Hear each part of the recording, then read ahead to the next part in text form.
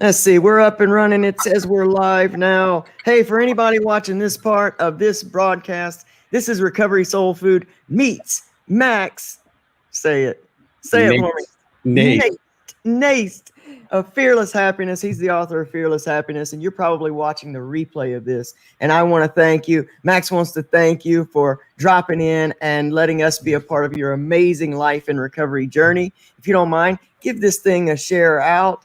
Leave us your comments, keep them respectful, and, just let us know how you are keeping your mindset strong, because tonight we are with one of my favorite guys, because we share so much in common, so much of the ways that we move through life, the way we think, just so much. I'm here with Max Nijist, the author of Fearless Happiness, and you guys already know him because you know Max's positive place. So while we're letting the room build up, you guys go ahead and get this shared out. This is going to be an episode. It's going to be way special to me. Max was going to be our first guest when we kicked off the podcast again.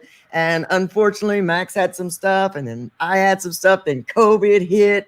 And so I now got him wrangled on the show. He's here. He's doing great. Max, thank you for being here tonight, man. This is truly a treat for me. I always enjoy you, man. No, thank you for having me. It's definitely an honor. To me, it's an honor and a privilege to share with my fellow people in recovery, my brothers and sisters, because without us, being together, there is no recovery. And we talk about it all the time. When we try it ourselves, it doesn't work. You're so right. You're so right. I'm grateful to be here. So thank you. Thank you. Finally, we got to do this. We did. We got to do this. And I'm so excited. And man, that's what I know about you. And that's what impresses me about you the most, is because I feel the passion in you. Like you really do. When you say that, this is part of my program, like giving back, surrounding myself with other people, sharing my testimony, hearing others, because you're just as intent about hearing other people's, I feel like you gain as much. So you're a very passionate guy. You're very, transparent. You come across as very, very real. And, I appreciate that about you, as, that's a big deal to me. I like transparency. And so I feel that about you, man. And I appreciate you being here. Well, I appreciate that too. But that's just what I was taught when I got sober, is to be transparent, be vulnerable, because I can't save my ass and my face at the same time. So what I've learned, before my first 4 relapses, is that I always wanted to look good. Yeah. But definitely got humbled through those relapses. And, I made a decision. And when I asked God for help, is that I'll do whatever it takes to stay sober, and one of those is giving back. And, what you see on my lives or on here, it'd be the same person if you were face to face with me, talking to me. I don't try to put on a different mask for Facebook or for whatever. My clients will tell you that he's the same guy that I saw on Facebook that I see when he's here. I love that. And that's just the way I was taught to be. It's just be myself, be authentic. And there was something, and we'll get into that. There was something I learned that I had the clients watch the other day, and I think this will resonate with everybody. Awesome. I know everybody's looking forward to this. I've been looking forward to this. So as in all true styles, we are live on Lona Curry at Facebook.com, LC Recovery Motivation, and the Recovery Soul Food YouTube channel. If you're not already a subscriber there, please head over there. The link is in the description, and like and subscribe and share this out. We're trying to grow a different platform, a new platform. We'll never leave Facebook, but YouTube allows us to do a lot of other things that we can't do here. So, you guys, again, help my dreams come true while I do my best to try to help your dreams come true. So if you guys are ready, me and Max are ready. So we're going to hit it and we're going to get into it.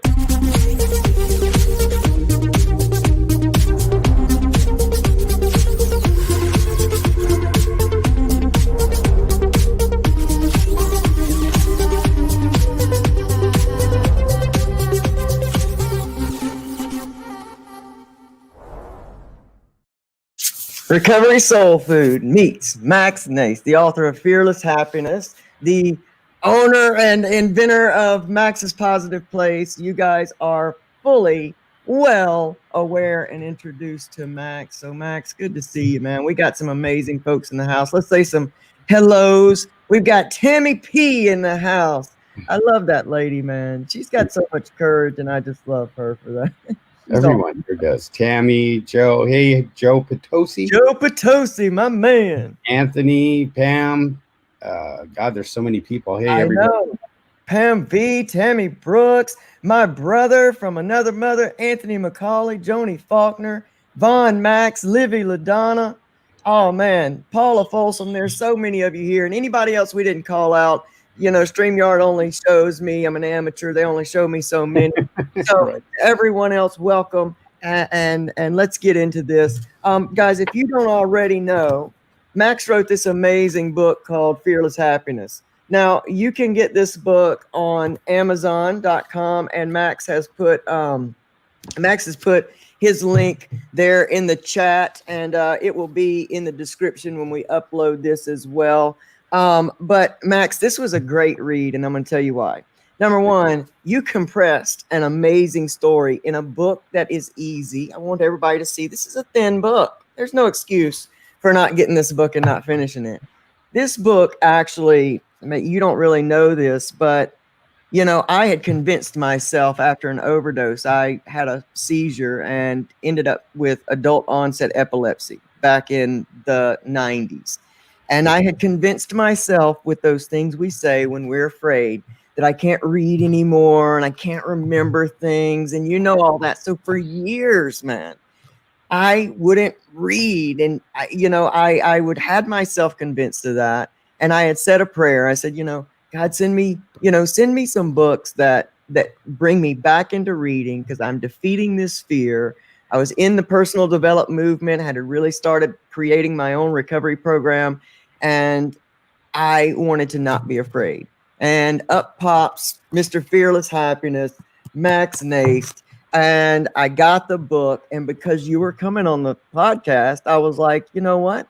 Look at God working. Like he's coming on the podcast. I'm going to get the book. I got to read the book because I want to be able to interview him. And boom, just like that, man. And now the podcast is taken on to where I've had so many amazing authors here, which, just warms my heart. And it's got me in so much reading. So that's what God does. And that's what your book did, is your book really opened the door to that. And I love it. So let's get into this. So you wrote this book and you were telling me before we started basically why you made it easy and short and to the point, but your talent really did pull a lot of your history into it. So congratulations on that. But tell us how this came about.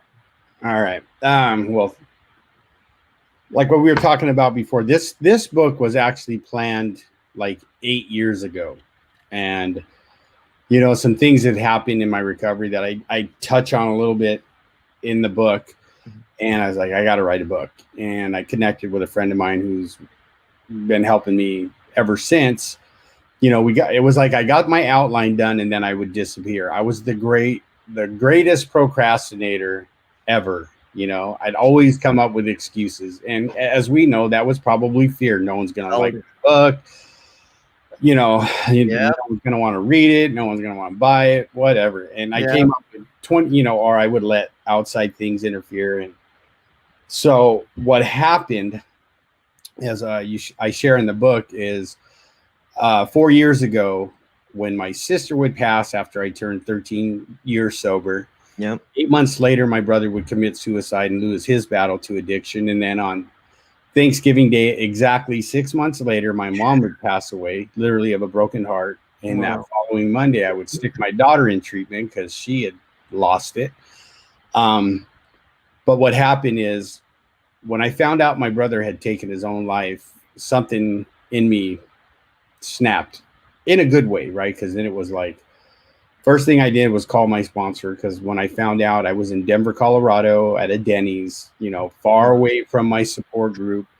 I could have easily said, you know what, told my ex-fiance at the time, said, look, I got to go to the store. I'm going to go get something to eat or whatever. Yeah. and we may not be doing this podcast right now. Yep.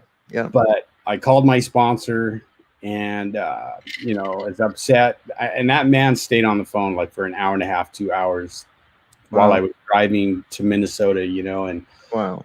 So what I did is I called that my friend who had helped me with my outline, and I said, look, I told him what happened, and I said, I gotta finish this book. So I went to Minnesota, went through some things there, ended up coming home, and I said, I'm going to do this book. So I finished my outline. I made sure it was exactly what I wanted, and then I started writing. And, I hired a ghostwriter to help me with all the technical stuff, and the editing. And what happened, which is really cool, here's another good friend of mine that helped me write this book. He lives in Arizona, and he never did this, but see, here's how God works, right? He goes, you're just in California, you're like 6 hours away. Why don't you come for a weekend with your wife? She can go shopping, and we'll just sit for 8 hours a day and we'll finish your book. Wow. We had been writing, right? But to get to the end, I said, yeah, let's do it. So I went out there. That's awesome. Stayed all weekend. I showed up at Saturday morning at 8 a.m. and we went until we thought we were done that day. I think we went till 5 or 6, and then Sunday morning showed up and we finished the book. And then he began his editing and all the stuff that goes with getting published on Amazon. And there's my book. And it was kind of surreal when it came out. I was like, wow. Yeah, I wrote a book. I did it. I did it. Like how many people get to say they wrote a book, and actually do it. Yeah. But it was, what it was for me really was a healing process to get all that stuff out that I've been holding on to and sharing my story, because I want other addicts and alcoholics to know that recovery can and does happen. Yes. You just have to be willing to do the work. Yes. However that shows up in your life, whether it's AA, NA, or like John Wyrick from, Chicago Hope Dealer says AAA, just do something. You got to do something for your recovery. You can't just go, I'm going to go to treatment, I'm cured, or I'm going to go to a sober living, stay there, I'm cured. That doesn't work. It doesn't. You can't get better. You can't heal in the same mind you got sick in. I mean, there's got to be some changes, and just like you writing this book, the thing that happens is our brain is going to fight us to stay the same, and you got to get to a place where you're determined to fight the fight, to say, I'm going to sit here or I'm going to do this because, man, I don't have any choice. Right. And we often think of certain times being the worst times of our lives. And in fact, they turn out to be, the bulldozer that opened the door to our whole real life. And so, I like that story. A lot of people, and I hear that a lot from authors, that it's a healing process, that you go through the fear of, because I've wanted to do that for years, and still, I'm 7 years in recovery now. I still haven't. I've put pen to paper many times, and, and then, like you said, things get in the way. And so, we let those fears get in the way, and subconsciously we'll pull them, circumstances and different things to us. I relate to you having, especially the 6-month thing, because in my story, my best friend went, my grandmother went. It was like every support system, every oar in my addiction boat left within 6 months of each other, and I was out there all alone floating, and I had to figure out what the heck I was fixing to do. It was sink or swim. So I know one of the greatest things about your story, your journey, your walk is because you talk a lot about having some pretty horrific things, like you just said, happen to you in recovery. Yeah. And so, we touched on a little bit just now in talking about writing your book, but how important has mindset been in keeping yourself in recovery? How do you keep that mindset, and where did it start for you? Well, that's a good question. Because I just told you about the 3 family members, and as recently as last year, I lost my granddaughter at 3 months and a day old. And then a week later, my son almost passes from a massive stroke at 30 years old, right? Due to his poor eating habits, poor choices, drug use.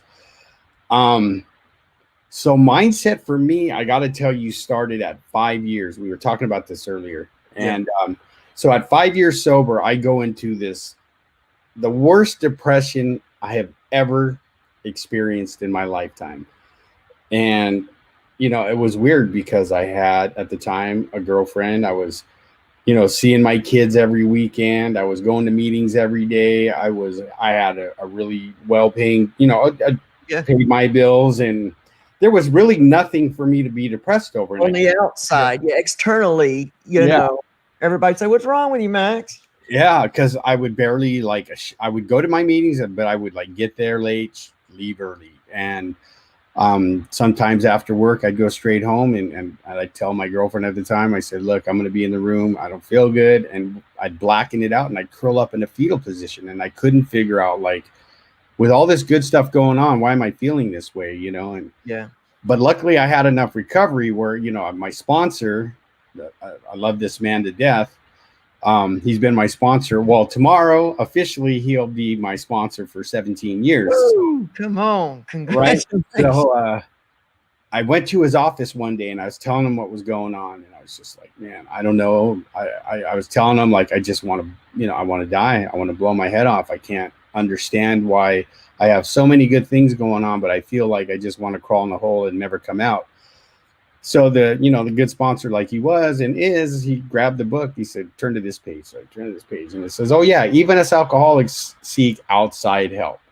I was like, duh. So he goes, go to your doctor and get some help. And so I did. I told him when I got, after my last relapse, I'll do whatever. So, I was always open to suggestions. So I went to my doctor. I saw a psychiatrist, and she was like, once she heard my story, she says, okay, you've done so much meth. I think your brain just finally caught up with you. And it's just like, where's all the feel good stuff? Because you have totally drained your brain of, sense. All that stuff. And I remember she, first medication she tried, I was like, no way, this is making me worse. And then they found the one that worked, and I was on it for 10 years and it helped a lot. It helped with my ADD. It helped with my depression. Good. Yeah. Until about 1.5 years, 2 years ago, I was just like, as I was telling you, I'm like, I don't have any emotions. I felt like it was not working. So I went back to my doctor and told him, look, I want to come off this medication because it's not working anymore. He said, okay, just do it this way. And I slowly came off it because, as you know, a lot of us like to just go, I'm going to quit cold turkey. And then that doesn't work, right? Right. So I did it the right way. And I haven't felt better in years like I do today. Even with all that stuff going on, it's exercise, it's mindset, it's working on my spirituality every day, and just continuing to do the things I learned in year 1 in year 17. And mindset has been very important. And there's one thing that I teach my clients where I work or coach or counsel. I always get them started on a gratitude journal. Yes. And they don't think it works until they do it for 2 weeks straight. And then they go, wow, man, there's something different about me. I'm not tripping out anymore. And I said, well, and I keep it simple. I tell them, when you wake up, before you drink your coffee and your smoke, you write 3 things you're grateful for. And then at night, before you hit the pillow, you write 3 more things. And then you do the same thing the next day, but it's got to be different from the day before. And I said, just do it for 2 weeks and watch how your brain will change. And it's proven scientifically by neuroscientists that when you put positive things into your brain, it'll actually build new neural pathways in your brain that are more positive. It'll go around all that negative stuff and build new stuff. So it'll build new highways. When highways start crumbling down, a lot of times it's not repaired. They build new ones and it moves around. Right. I'm so grateful that you said that. Again, we share that in common because gratitude changed my life. It's the reason I'm sitting here with the mindset I am today.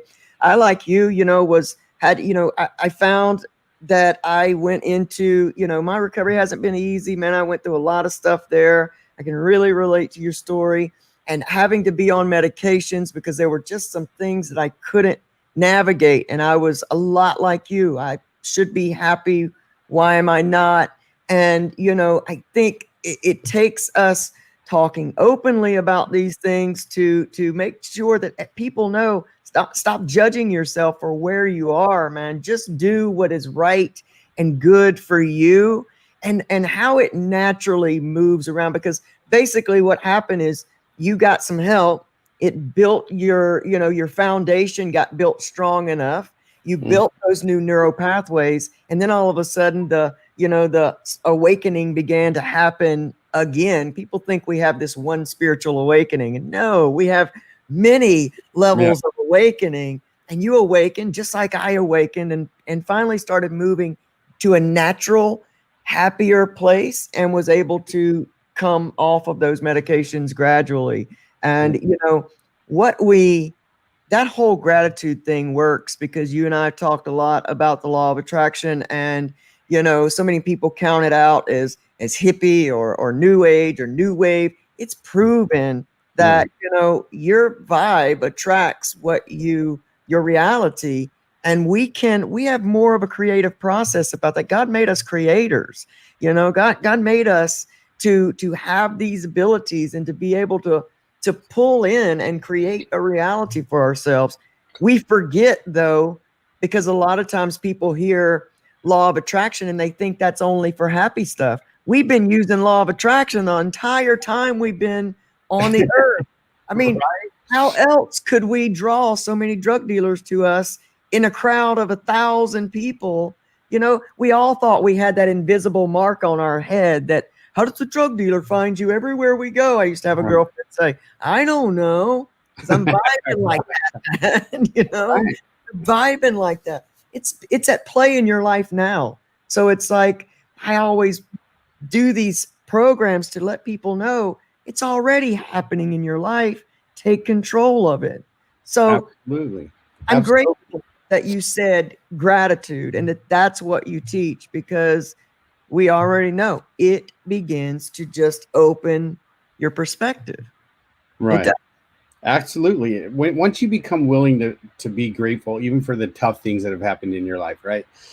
Like I've had people ask me, like, how can you be grateful for all those deaths that happened in your family? And I said, well, I had to look at this side of it, right? Yep. Because I was sober, because I'm clean, and I haven't relapsed in 16 years, I got to be there for my wife, for my stepkids, for my kids, for my son. As a lot of you know, I slept in my car for almost 10 days, and here's the beauty of it, right? Because a bunch of people got together and got me a room for 3 days. That's so awesome. I could be close to my son, you know what I mean? And I always look at everything as an opportunity to turn a negative into a positive through gratitude, right? Like, okay, God, I'm grateful you're putting me through this because it's only going to make me stronger. And, as long as I keep practicing that faith and that willingness to learn, as my friend Chris Whitehead says, learn to lean into the suck. Mm-hmm. Right? Once you go through to the other side, there's a lesson we all have to learn, whatever that challenge is, right? And sometimes, and this is where he threw me off one time, he goes, well, there's a lesson within that lesson. You got to figure that out. I'm like, oh man, I keep it simple. The KISS method. Come on, Chris. But I've learned to lean into these tough times. And, like if you would have asked, and I share this with all my friends, like if you would have asked me 16 years ago that I'd be married to this wonderful woman, own my own home, have 3 dogs, I would have said, whatever you're doing, like I'll be over in 5 minutes. Right. Really good stuff. Light it up. What I learned is that it was a lot of it is in my mindset, right? How I think and look at things and the perspective, right? Because in recovery, like in AA, unity, service, and recovery, and whatever NA is, I always just look at it as mind, body, spirit. If I'm working on my mind and putting good things into it, good things are going to happen. If I'm working on my body and being healthy and putting good food in my body, it's going to, I've already surpassed all my relatives on my dad's side, even my dad, when it comes to, heart disease. I mean, I got a strong heart, most of them are already passed. My dad passed at 55. Wow. And, spirit, that service part of any program, right? Giving back to others. And, most of the time, unless I'm doing something, if somebody needs my help, it's just, I'm there, in any way I can. If I don't know how to do it, I'll direct them to somebody else who knows how to do it. But I've always been taught after my last relapse, like my sponsor this is how he put it to me. He goes, you're going to help people and you're not going to get to pick and choose who you help. It could be someone in the program. It could be your family. It could be someone on the street, but I don't want you to pass up that opportunity. And, you know, I've done that long enough where I think this is where God's got me to this point. I got to write a book. I'm here with you, LC, and all the awesome people on here. You know what I mean? Absolutely, man.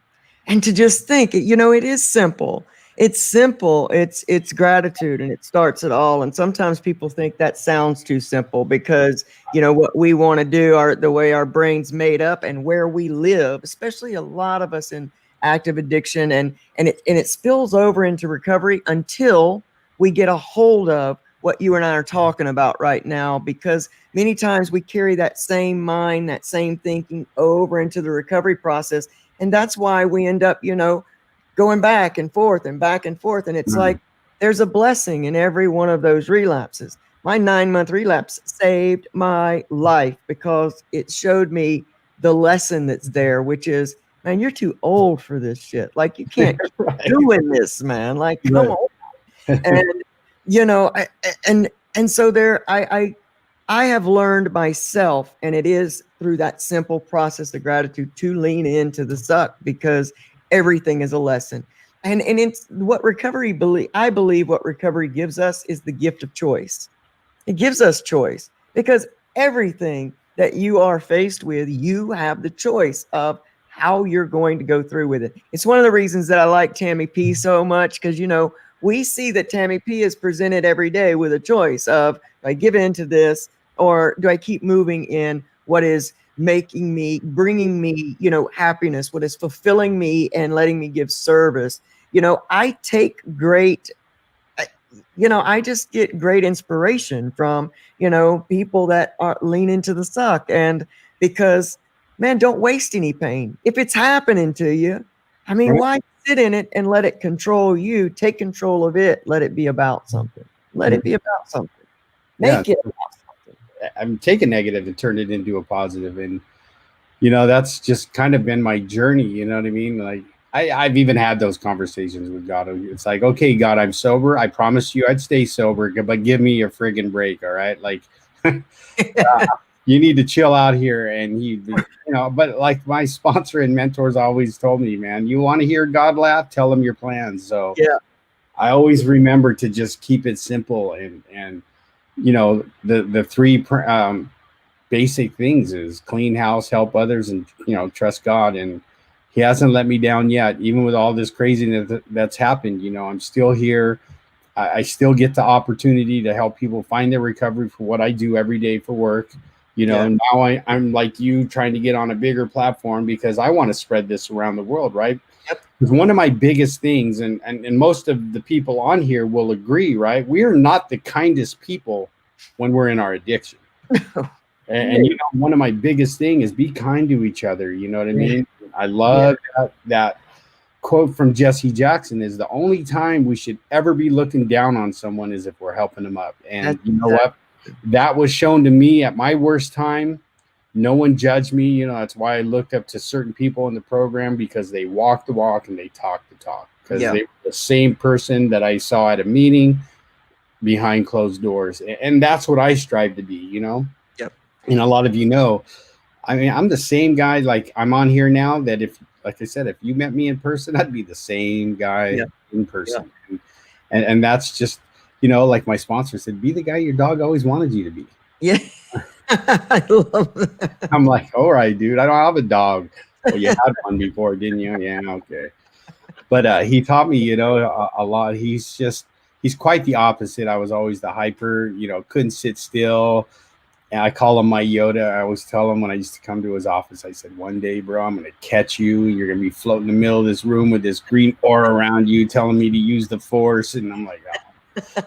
He would just laugh at me. But, you know, the guy was always there after every relapse. The guy has never judged me. And everything he's taught me, let me tell you, like, this is why I love this man, right? Like, everything I've watched him teach me and suggest him to me. When he was going through struggles, I watched the man do the same thing he was teaching me. And that's, to me, it was like, that means something. That means something. Like this Yeah. guy's not just telling, hey, go over there and do this, but Yeah. I'm gonna go over here and do that. You know what I mean? Yeah. And that's Yeah. what I try to teach, you know, in the Absolutely. group. You know, that's why I let everybody share what, you know, as long as it's positive and no one's trying to sell anything and, Yep. you know, hurt anybody, you know, my group is pretty open to whoever. Absolutely. I mean, you know, I experience many different things. I experience it in the online community sometimes.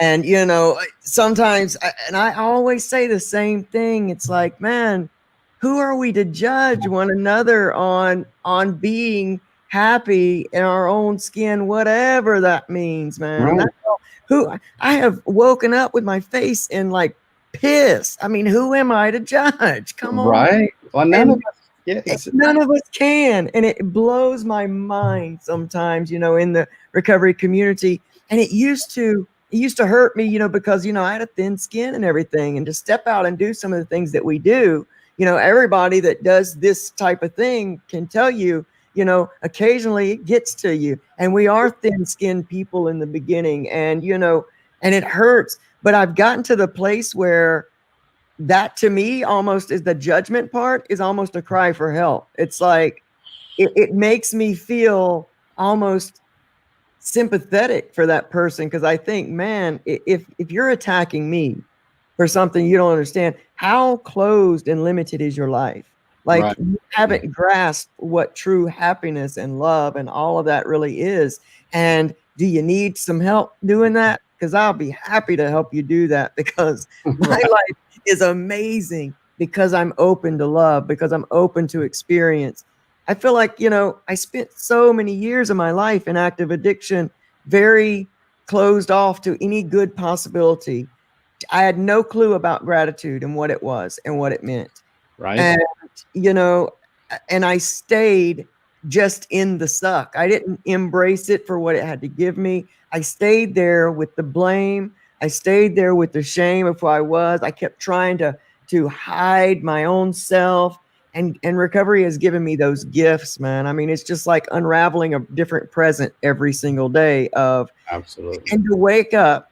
You know, I have a simple process. In fact, I started a meditation series for beginners and in recovery, you know, that I'm working on for YouTube right now. We hear meditation and we think it's, you know, a guru in a robe in a cave, and it's not, man. And we tell ourselves we can't do it, but it opens us up to us. My process is simple, man. I place my hand on my heart every morning. I breathe in deep like 3 times, and I just asked, how can I serve the world today? And man, that's partly it right there, you know, and sitting Absolutely. silently and just that thing. And we wait for these huge signs to come through like neon, but they are coming through, man. Like you just are guided and you just learn to flow with life. We've been displaced from our home now for a month, and everybody knows we got the background here. But I walk out and I look at this water and I learned lessons from water every morning, how it just flows together, how some of it's going this way, some's going this way, but it's not crashing into each other and fighting each other to go one way. Man, it's just easy. It's just Right. there. Absolutely. That's how we're supposed to be. Yeah. That's like Bruce Lee said, be the water. That's it. That's Be it. the water. When it gets into a cup, it takes the shape of the cup, right? If it goes into a bowl, it takes the shape of the bowl. And but what I've learned from some of the gurus out there, but it's all about the law of reciprocity, which means whatever you do, you're going to get back. And you know what I mean? Like, and we know I was like that a lot in early recovery, man. I just wanted, you know what I mean? Yeah. Wasn't willing to give because, you know, a lot of fear, like you're really going to know who I am. I'm this scared little boy on the inside, blah, blah, blah. But when I finally just made that decision that I was going to do whatever it took to stay sober, and, you know, I used to sit next to one of my mentors, and this is what taught me to get like, learn how to tell on myself and get vulnerable, right? My men's stag that I went to every Thursday, religiously, every Thursday night for 10 years, I'd always sit next to my friend, this guy, mentor, and I actually worked through some of the steps. I worked the steps with him when my sponsor got really busy with his treatment center. But when he knew I was not behaving right, he'd always elbow me. You know what I mean? Like, what, man, what are you doing? And he would just keep elbowing me. And then, and then I'd have to raise my hand. And, that was one of the best lessons I learned, because if I'm not telling you what's really going on with me, then you can't help me. And then I can't get better. That's right. And I learned, because guys would come up, with a lot of time and say this, the guys I looked up to, this is what I did when I went through something like that. This is what I went through. And this is what my sponsor taught me. And, and because, I was willing to listen, I've gained so much support, and I have such a, my support system is not just the program, which that's my foundation, right? But I've got people outside of recovery that have been watching me and that have helped me learn different tools to navigate this thing called life, right? Yeah. And like we talked about earlier, like those tough times, I used a lot of visualization. Yes. And let's talk a little bit about that visualization, because I think that, again, there's a wrong idea sometimes when we hear these things, and we think they're just, hairy fairy and they don't work, but they do. In all reality, they really, really do.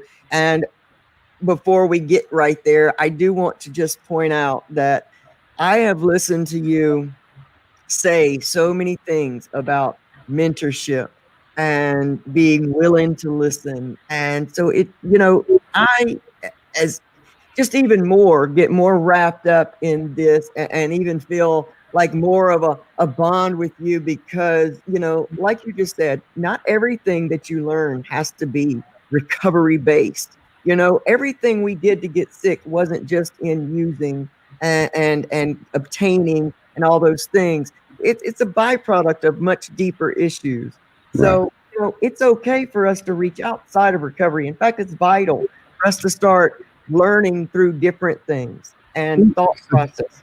And sometimes we need that professional help, because we're not doctors. A lot of us are not therapists or doctors. We think we're street doctors. We think we're street pharmacists. Oh yeah, just like in jail, we're those jailhouse lawyers. Yeah, I know about this. I mean, I know we've learned a lot, but when I opened my mind to learning from other people, it made my recovery much stronger, if that makes sense. Yes, I built a foundation. This is what I had to do. I went to 2 meetings a day, 7 days a week for my first 3 years, because after my last relapse, even though it was one time, one use, I had felt like I was out there forever again. Like, like you said, like I'm back on the streets. I mean, that close to going back that way. So I learned just to listen to my mentors, and they said, you know what, even the book says we seek outside help. The big book talks about, listen to where church, religion and that stuff is right. Mm-hmm. Right. Because if you keep this tunnel vision, you're not going to see the big pictures. Right. You know what I mean? And there's a whole great big world out there that we get to live in. So why not learn from anybody? I learned from newcomers sometimes more than the old timers, because Absolutely. they see where I just go, you were right on. Thank you for sharing that. You know what I mean? Yeah. Or some of my friends who are not in recovery, that are very successful, that I just go, wow, man, there is more to them than, but we do need to build a strong foundation, whatever that looks like for you. And whatever. Yeah. And I tell my clients, I don't care what you do, what I mean? But I've had the pleasure, like, I like to share a story. Like, I had this one client, and he had just gone to detox. So, of course, I'm going to go over there, check on him, see how he's doing. And I guess he heard about me, right? Because I am a big proponent of the 12 steps. They work, period. If you work them, they work. And I walked into his room, and he's going through his withdrawal. And, hey, so-and-so, how you doing? And he's like, I'm not doing the 12 steps. I said, hey, brother, I just came to check on you, man. I just want to make sure you're okay. I don't care what you do. And you know what? What's cool is he just celebrated a year. He got a sponsor, worked his 12 steps, and he just got his private license pilot. Wow. Now he's working on his commercial license. And I'm just he reached out to me and thanked me for, not pushing him. And I don't push anybody. You know what I mean? They have to find their own path. And if it's smart recovery, if it's Buddhism, I don't care. Just my thing is do the work. Do the work. You know what I mean? Do the work. Because there's no program in existence, because I looked for it. I want everybody to know I have searched high and low for that program that will do the work for you, or that you can listen to a special meditation every night while you sleep and wake up the next day all fixed. I looked for that. I spent money on that. I did my best to find that. It ain't there. The work has to be done. So everybody can put your wallets away. Don't buy that crap. It doesn't work. We got to do the work. And part of our work is this thing, this scary big little thing called visualization. So talk to us right now, and for people that don't know what visualization is, or give us your part of your program, part of what works for you as far as visualization. So for me, learning about the law of attraction, and not only putting the thoughts out there, right? Like actually seeing it in your mind. And so for me, I'm a big football fan. I played football growing up. I played in high school. If I was big enough, I wanted to play in college. But when you're only 5'8", 155 pounds, and you go to your junior college and they're already 6 feet, you know what I mean? You're like, well, maybe I got to take another route. But I'm a huge football fan. So I don't know if anybody remembers on this, but Earl Campbell played for the Houston Oilers. Yeah, I remember Campbell. Okay, now it's the Houston Texans, correct? Yeah. He played back, and that guy was an animal. Like, that guy loved to go up the middle. Maybe that's why his career wasn't so long, but like he loved to run through people. Yep. So when I have an issue or a challenge, like with the deaths of my family members or something going on with me, I just visualize that I'm Earl Campbell. I got in the ball and I'm heading straight up the middle. And my whole goal is to, whatever problem comes my way, I'm going to lower my shoulder and I'm going to run that problem over. Or I'm going to run around it. Sometimes I'm Barry Sanders with the killer moves, and I'll juke him, or I'll Walter Payton, or you know what I mean? Or, that's awesome. And that's how I do it. Or, I studied and I trained in jiu-jitsu for a while before I got injured and stuff. And, I always look at as a challenge. Okay, if I don't,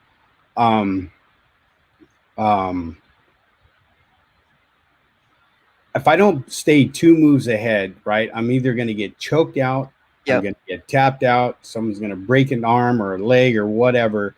So like jiu-jitsu was huge in my recovery for a while, because I was looking at it like, if I'm not studying and I'm not practicing my techniques, just like if I'm not going to meetings and I'm not helping others and I'm not practicing my faith and having God a part of my life, I'm going to get tapped out or choked out, or I'm going to get hurt. So, and if you're not willing to tap when it's time to tap and be willing, that you do get broken. Your elbows get broken, your shoulders get broken.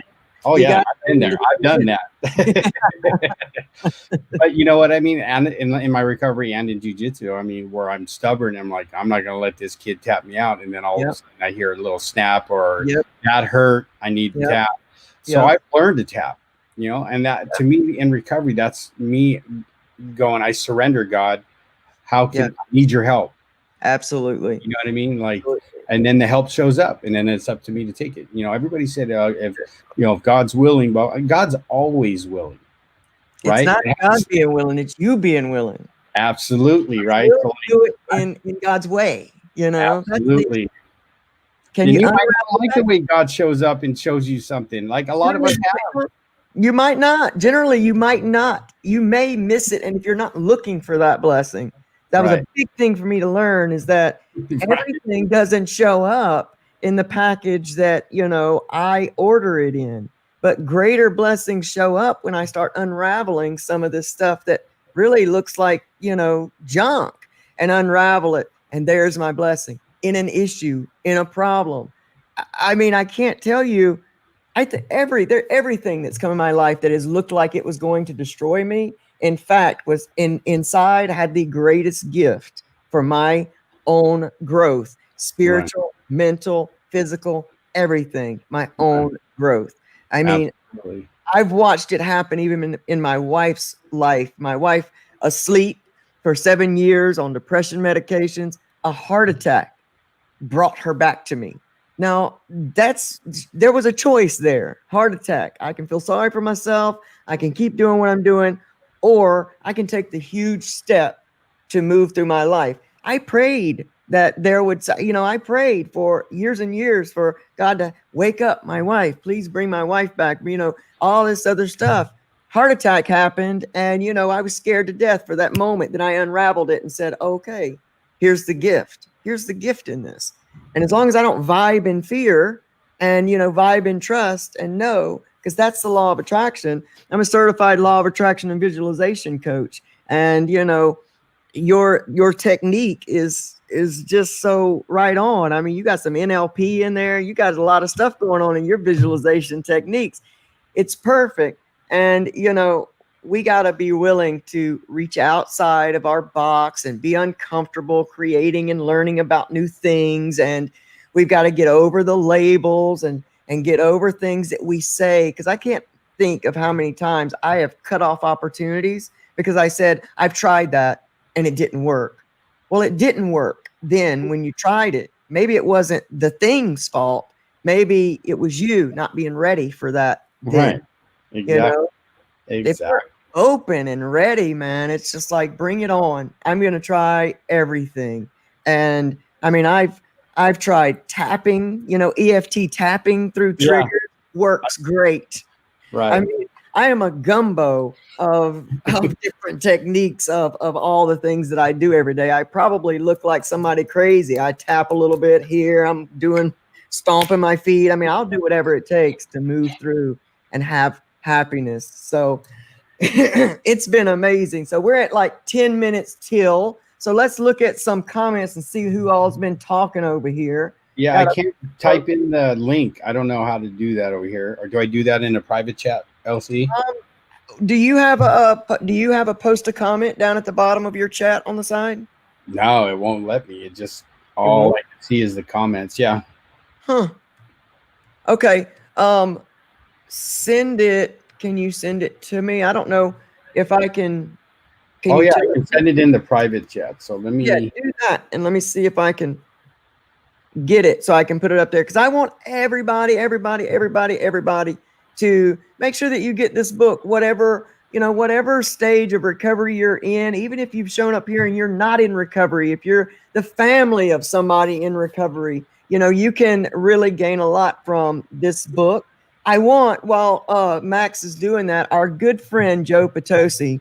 So he called me today, and his wife Shelly has COVID, and so while we've got everybody here, I was going to do this in the beginning, but I said, no, let's wait for everybody to be here, packed out room, so we can have more prayer warriors. If you pray, send vibes. Let's send Joe Potosi's family, his wife, Shelly. Let's send them all healing vibes and prayers, and believe that his wife is going to recover fully from COVID, and that she's going to be better and healthier than ever. We love Joe here, and everybody has just really been such a community, man, to take, really embrace Joe, really embrace, I mean, I love this community, man. I mean, these are some amazing people on earth right here. I just connected with Joe on Facebook.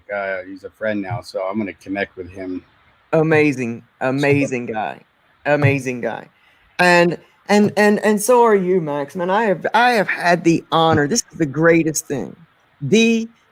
thing about doing this podcast and having these platforms is I get to connect with so many like-minded people that don't share exactly my views and different things. And I've learned to really embrace people. And I've gotten the awesome, amazing opportunity to connect with some really amazing folks. And you're really one of them, man. And I appreciate you. When you came on the scene, I really saw that you were going towards something. You were representing something that I was really doing my best to try to bust in the recovery community and really talk about. And, so I knew that I just knew that it was going to be, I knew that you were the guy that I was grateful to have on my team, and just really grateful to know you. So, man, thank you. So while I'm trying to get this into our public chat, just tell everybody right now where they can find you, every place they can connect with you. And in case there's one person here that doesn't know, because we all know and love you, man, but tell everybody where they can get in touch with you. All right. Well, if you want it, I have my group, as everybody knows. It's a free group. Come join us. Fearless Happiness. You can connect with me. I have a website now. It's maxnijst, maxnijst.com. And every Tuesday, I'll be doing my Fearless Happiness Weekly, where I talk about different topics, and then a bit, I will bring on guests like yourself, Lona, and we'll talk about the thing. We'll talk about real life stuff that happens in our recovery. So, whether you're in recovery or not, everybody's got a story, and our recovery may look different, but we are still the human race. And what better way than to support each other, and on platforms like this or Facebook or YouTube or whatever, and get our stories out there, because some of us have some amazing comeback stories, and that's basically why I started, because I want to reach anybody and let them know they're not alone, and that together we can make this a kinder, more happier place to live. And what up, Matthew? I see Matthew's on here. What up, Matt? I couldn't have done this without all of your support, yourself, LC, and everybody on this live tonight. And I'm so humbled from all the support. I don't know, I just get speechless sometimes, because we are our own worst enemies sometimes. And a lot of times we let that negative self-talk creep in. And my job, it's funny, because I'll tell clients, oh, you can't do that, this is how you got to do that, but then I'll catch myself doing what I told them not to do. And so yeah, you can get my book. It's on Facebook, or Amazon. It's Fearless Happiness: My Addiction, My Battles, My Recovery. And if I can ask a favor from everybody who has bought the book, if you could please leave me a review on Amazon, I would love you forever. You can catch my posts on Max's Positive Place. Where else am I? Yeah, my personal, page on Facebook. You can private if you ever need help or are struggling, reach out to me, message me. And if I can't help you, I know tons of people that can. But, I'm here to do this with all of you. And this is the way I tell it when I share at a meeting, or if I'm sharing with my clients. No one walks in front, no one walks in back. We do this side by side together. And this is the beauty of this recovery thing that we call, AA, NA, CA, whatever, AAA, is that we do it together, and that we help each other. And I'm no different than anybody else. I just have a couple more days, but I could not have done it without you all, and as I said, God is willing. And when I wake up tomorrow, I'll celebrate 17 years clean and sober. And it's definitely been a ride, and I wouldn't trade anything. Someone asked me that the other day, is what would I do different, or if I would change anything about my journey. And I got to tell you, there's nothing I would change about my journey, because it's made me the man I am today. And I wouldn't change it. With all the struggles, with all the challenges, with all the deaths in my family, I would not change a thing, because I had to go through that to get to where I am today. So I thank you, Lona. I think you're amazing. I try to catch you in the morning when I can. And, everybody here who has supported me and loved on me when I went through my struggles for this past 4 years, there's not enough thanks for each and every one of you for what you did for me, when my family lost our granddaughter and then my son went to the hospital. So, I feel blessed and grateful to be here, to even be speaking with you, Lona. You know what I mean? Like, yeah, we have done that. We're doing this together, and anybody that needs or help or struggling, reach out to Lona. She'll help. Reach out to me. There's people on the live here that I see that I know would help in a heartbeat. And that's the beauty of this thing we call recovery. Brings all these different people from different backgrounds together as one. Where else do you find that? Nowhere.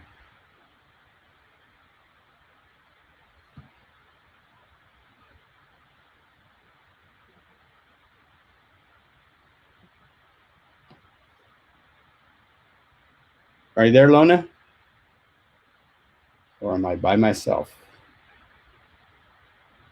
I don't know. Where'd Lona go?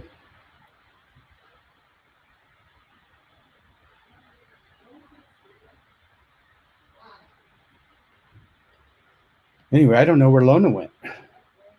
Oh, on just a moment, she messaged me.